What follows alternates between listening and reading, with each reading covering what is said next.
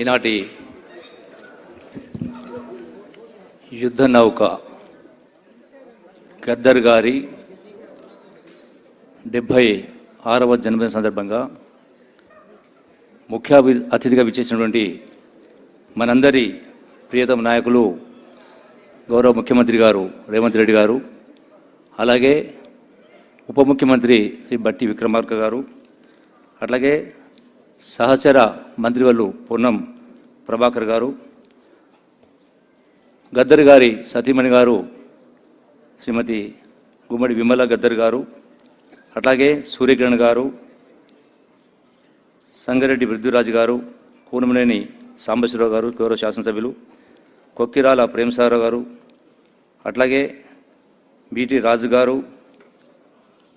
అట్లాగే వారి కూతురు వెన్నెల గారు, వేదిక పైనటువంటి పెద్దలందరికీ, వేదిక ముందున్నటువంటి గద్దర్ అభిమానులకు మీ అందరికీ హృదయపూర్వక నమస్కారం తెలియజేసుకుంటూ, ఈనాడు గౌరవ ముఖ్యమంత్రి గారి నిర్ణయంతో ఆదేశాలతో ఈనాడు ఈ యొక్క ప్రభుత్వ ఆధ్వర్యంలో మరియు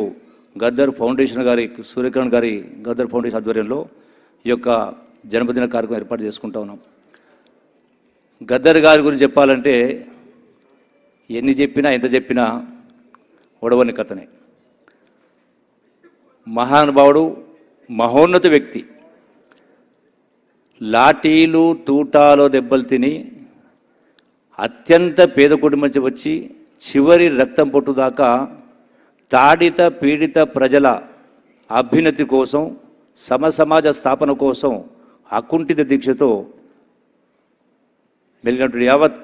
సమాజాన్ని,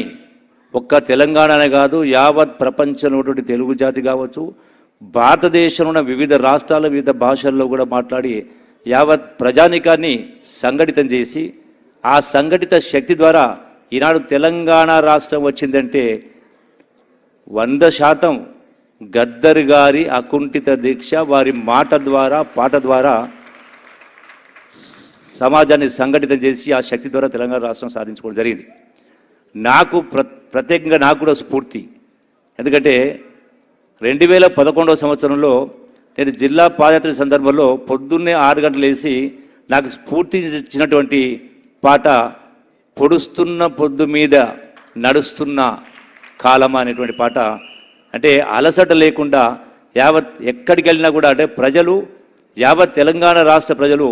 ఒక ఆ పాటనే కాదు ఎన్నో పాటల ద్వారా మాటల ద్వారా గొప్ప ఈ యొక్క తెలంగాణ రాష్ట్ర ప్రజానికాన్ని జాగృతం చేసినటువంటి మహా వ్యక్తి. మరి ఈనాడు మన మధ్య లేకపోవడం దురదృష్టకరం. గౌరవ ముఖ్యమంత్రి గారు ఇప్పటికంటే నిజమైనటువంటి నివాళి,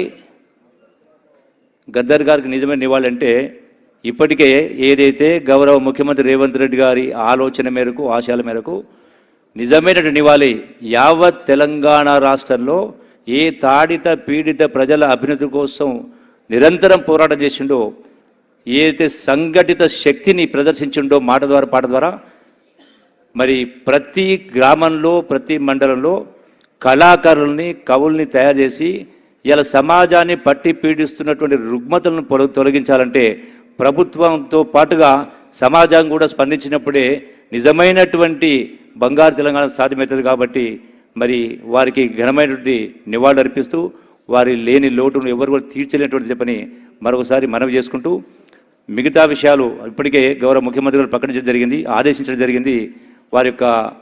విగ్రహ కోసం తెల్లాపూర్లో 1000 గజాల స్థలాన్ని కూడా గౌరవ ముఖ్యమంత్రి గారు ఇప్పటికే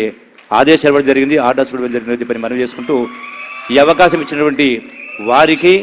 వారి యొక్క కుటుంబ సభ్యులకు, గద్దర్ గారి కుటుంబ సభ్యులకు మీ అందరూ కూడా అంటే గద్దర్ గారు నివాళులు అర్పిస్తూ మీ కుటుంబానికి ప్రగాఢ సానుభూతి తెలియజేస్తూ, నిరాశ నిస్పృహకు లోను కాకుండా 100% గద్దర్ గారి యొక్క ఆలోచనలు అమలు చేయడం కోసం మీ యొక్క ఫౌండేషన్ ద్వారా చేస్తున్నందుకు మిమ్మల్ని కూడా అభినందిస్తూ సెలవు తీసుకుంటున్నాను. Thank you very much.